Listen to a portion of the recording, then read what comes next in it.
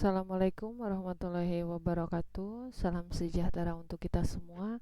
Di pertemuan ini Bu akan membahas apa itu sumber medan magnet. Di sini ketika membicarakan sumber medan magnet ada kaitannya dengan biot Sapar. Oke, seperti yang kita ketahui bahwa medan listrik ini ditimbulkan oleh suatu muatan ya. Nah, contohnya di sini ada suatu muatan. Kemudian ketika ditanyakan berapa medan listrik di titik P, maka secara matematis rumusnya adalah E sama dengan 1/4 mu 0 dikali Q per R kuadrat dikali R satuan ya. Nah, R satuan ini adalah vektor satuan yang berarah dari Q ke P, dari sini ke sini. Nah, kemudian medan magnet oleh muatan yang bergerak.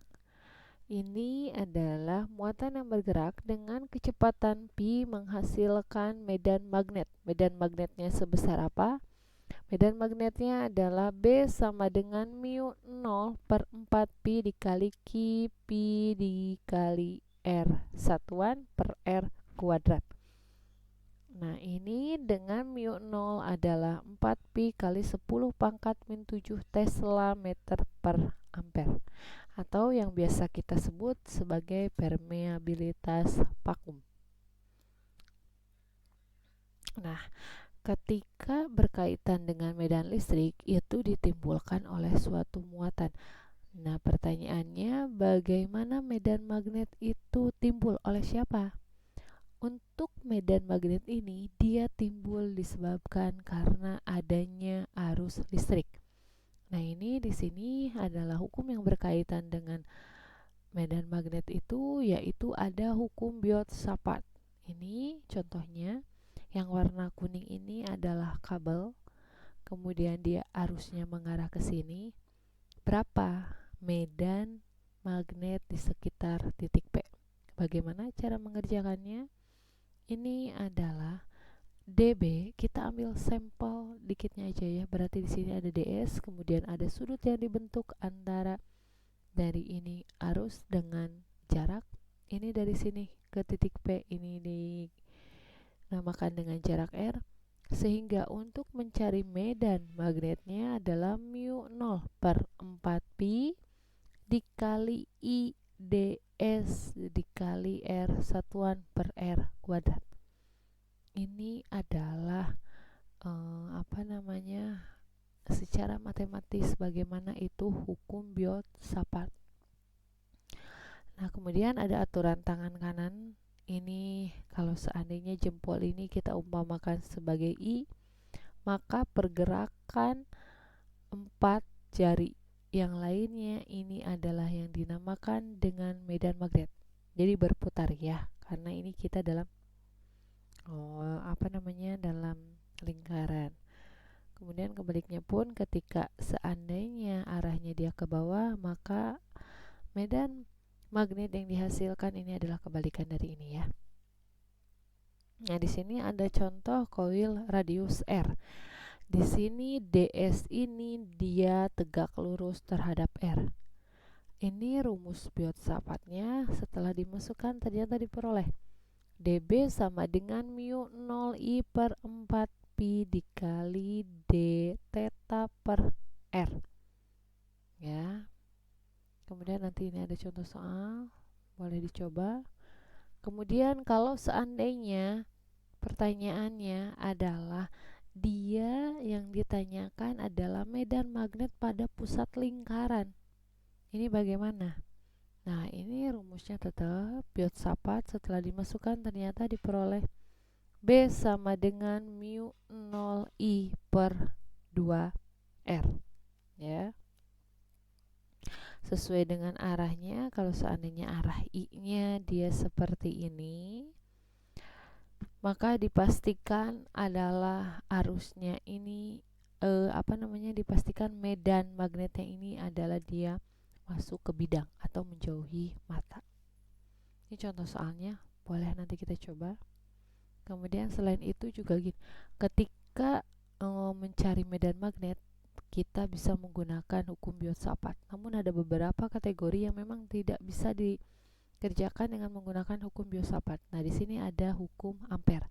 Ketika kita berbicara hukum Ampere, ini ada kaitannya dengan hukum Gauss. Ini hukum Gauss terkait dengan hukum Gauss, yaitu total flux yang menembus setiap permukaan adalah sama dan hanya bergantung pada jumlah muatan di dalam permukaan tersebut.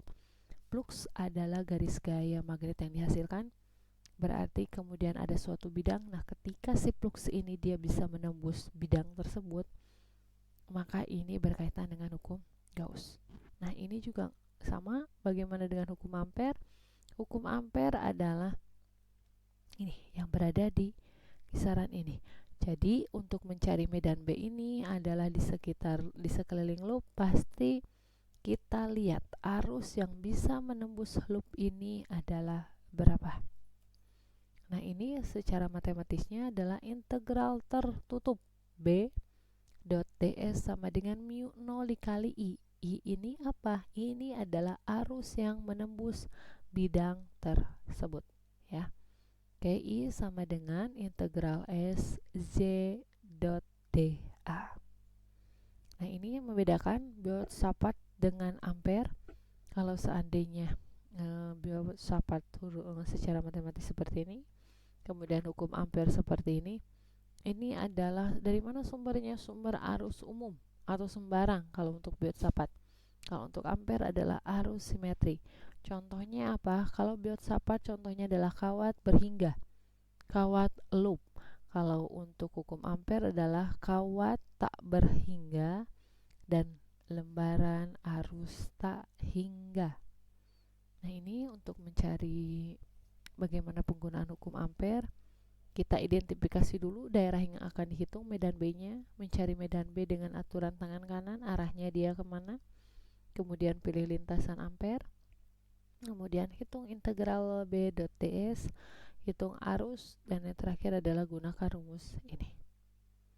Sini ada contoh kawat tak berhingga. Yang ditanyakan ini adalah konduktor silinder, dia radiusnya R dan rapat arus uniform dengan arus total I. Cari B di daerah luar kawat di kisaran ini, kemudian di dalam kawat. Ketika di luar kawat berarti R-nya adalah lebih besar dari R ini.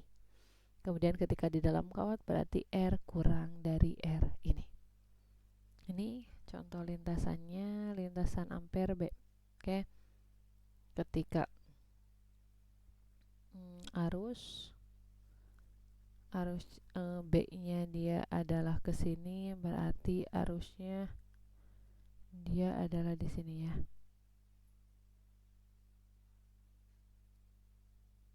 Oke, kemudian ini bagaimana kalau R lebih besar dari R ini, maka yang dihasilkan adalah B sama dengan mu 0 I per 2 PR. Berlawanan arah jarum jam, arah arusnya itu, ya. Oke. Medan magnetnya itu adalah berlawanan arah jarum jam. Kemudian ketika R ini kurang dari R besar ini, berarti berada di dalam. Ini rumusnya adalah mu 0 I dikali R kecil per 2 PR kuadrat, di mana berlawanan arah jarum jam.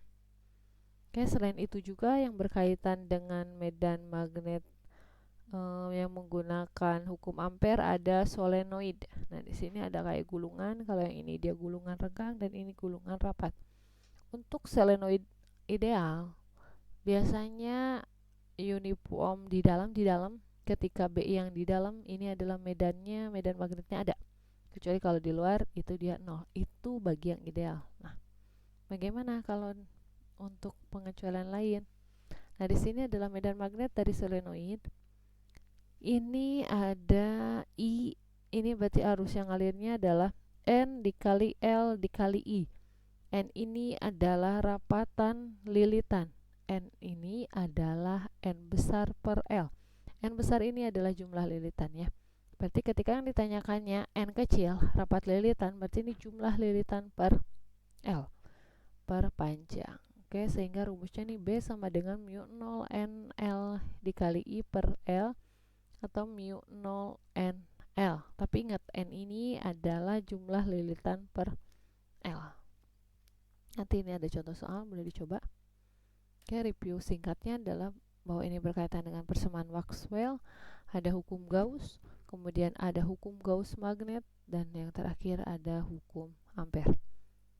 Demikian penjelasan dari saya. Wassalamualaikum warahmatullahi wabarakatuh.